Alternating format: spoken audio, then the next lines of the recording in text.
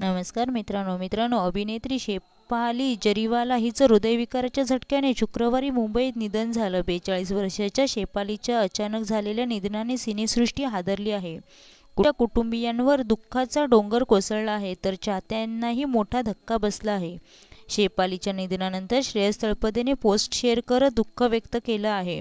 शेफालीच्या अचानक झालेल्या मृत्यूने श्रेयस तळपदेलाही धक्का बसला आहे. यावर विश्वास ठेवणं कठीण असल्याचं अभिनेत्याने म्हटलं आहे. शेफाली, माझा विश्वास बसत नाहीये आणि माझं हृदय तुटलं आहे. तुझ्या कुटुंबियांना यातून सावरण्यासाठी बळ मिळव.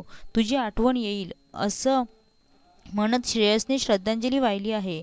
दरम्यान, गेल्या वर्षी श्रेयस तळपदेलाही हृदयविकाराचा झटका आला होता. मात्र यातून अभिनेता थोडक्यात बचावला होता. तातडीने उपचार मिळाल्यामुळे श्रेयसच्या जीवावर बेतलं नाही.